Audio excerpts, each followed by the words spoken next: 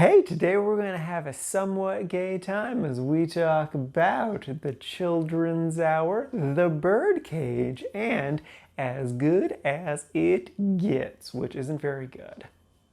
First up is the Children's Hour. This is a 1961 Audrey Hepburn movie, my fourth one to her. I've been wanting to watch this movie for a while just because I loved the idea of the premise. The premise is it's about these two women who are roughly around my age who started their own private school, and it's finally in the black, but they have a really rotten, spoiled brat child, she's roughly 10 years old, who just constantly lies to get out of anything and everything. And one of her lies happens to strike a chord with the community. And that lie is that the two teachers, they're gay together. And the rest of the movie is just about the fallout of that. I'll start with what I didn't like about the movie, because it's pretty short. So this was adapted from a stage play, and they really didn't do much adapting. It really just feels and looks like a stage play, but filmed. Like the camera is just the audience. Sure, they get closer and stuff occasionally, but things just kind of go on for too long for a film. It just doesn't work in film form. As a play, I think it would work great and be terrific, but as a film, it's just... no. Regardless of that though, I enjoyed this movie a ton. The acting was terrific, especially the little girl who's the giant brat. You love to hate her so much. You know, anytime she's on screen, she's gonna make your blood boil, and she does it well. The story is fantastic as well, especially because like they set up that, not Audrey Hepburn, they made it very clear that she was gay without saying that she was gay in the first act. I applauded the movie just for doing that. I was really impressed. And I figured we'd never come back to that again. They would never actually address that she's gay. No, I was wrong. The end of the movie, she has a whole big thing about how the child was very obviously spewing lies, but at the same time, they were lies that were her truth, that like were her actual feelings, and she never realized that until this child said this random bullshit. And like, it was devastating for her because, you know, it's the 60s, and was not easy to be gay in the 60s in America. So that's kind of how it becomes a tragedy. The very, very end of the movie, I'm not sure if I like exactly how they kind of tidied everything up, but even with that, it was still a really good, really interesting story. So yeah, so I enjoyed this movie a good amount. I would recommend it if the premise sounds interesting. I'd probably recommend it a bit more if you see like an actual stage production of this, just because I think you would get more out of it. Though, I mean, it's Audrey Hepburn, so like, can't go wrong there.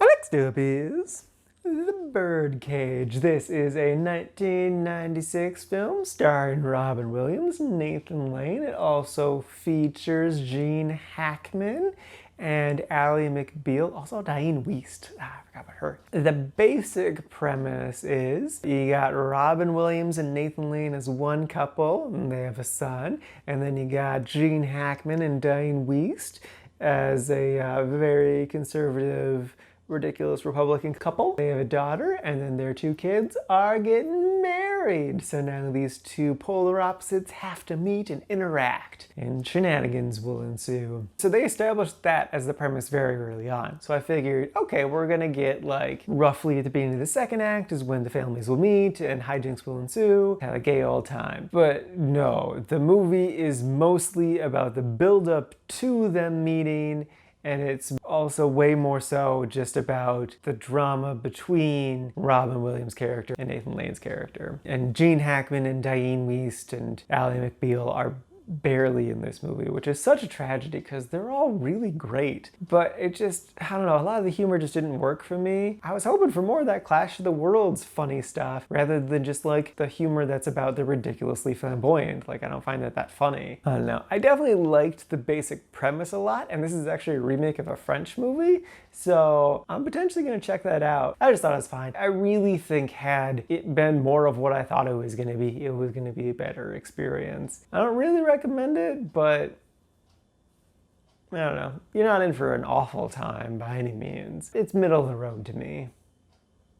Also, I have to say, at the end of the movie, Ally McBeal dressed up as a man in drag, and it just kind of fundamentally worked for me. And I'm like, what does this mean about my sexuality if I like Ally McBeal dressed up as a man, dressed up as a woman? I have to go think about things. And lastly is As Good as It Gets. This is from 1997, and it stars Jack Nicholson, Helen Hunt, and Greg Kinnear. The basic premise is that Jack Nicholson plays a rich old white guy, big stretch for him, who's a jackass. A lot of like idiosyncrasy, OCD type of things. He basically plays Monk, except not a detective. And then he meets Helen Hunt, who's his waitress that he can't survive without. And then over the course of the movie, they fall in love, and then her vagina fixes all of his problems. Yep.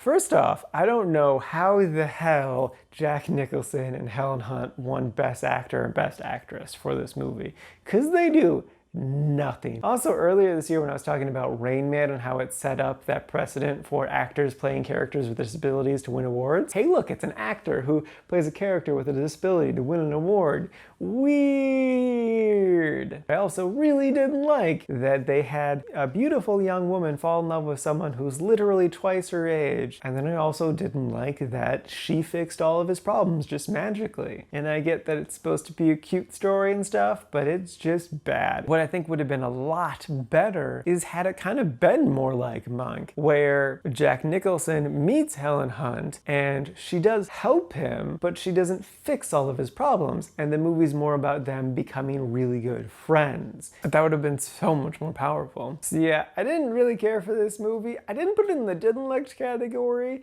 and I'm just gonna put that all on Helen Hunt because she is really pretty and her voice like brings me back to my childhood for some reason. It could be because of Mad About You, which I'm currently rewatching, which is a fantastic show. You should definitely rewatch it because it holds up surprisingly well. Not the video quality, because that's trash, but the actual jokes and story are heartwarming and I love it a lot.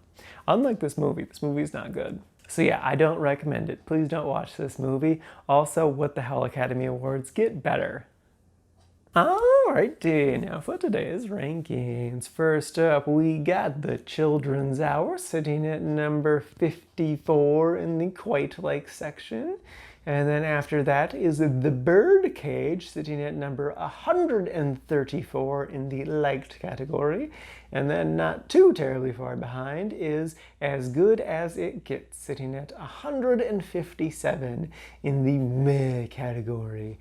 And this is out of a total of 188 old movies so far this year, and out of a grand total of 225 movies so far this year.